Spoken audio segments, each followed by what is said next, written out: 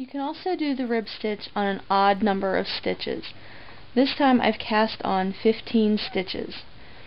For odd numbered rows you're going to begin with purl stitches, and for even numbered rows you're going to begin with knit stitches. So for my first row I want to begin with a purl stitch,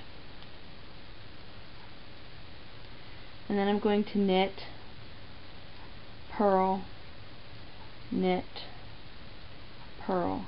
You're going to be alternating knit and purl stitches just the way you do when you're working with an even number of stitches.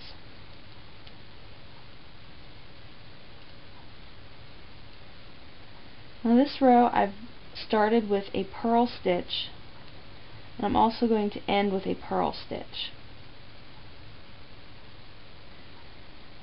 For the second part of the pattern, when I turn my needle, I'm going to begin with a knit stitch this time,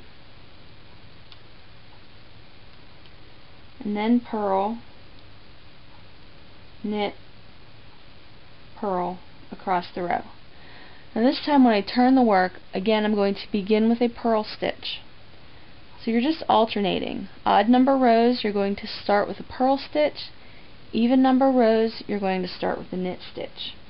And if you get a little bit confused if you're supposed to knit or purl a stitch, just look at your work. The stitches that have a little bump like this, you want to purl those stitches. Without a bump, those are your knit stitches. So you're just alternating your knit and purl stitches all the way across the row. But remember, unlike working with an even number of stitches,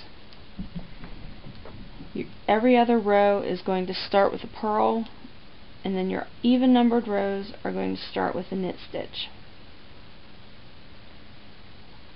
And that is a 1x1 rib with an odd number of stitches.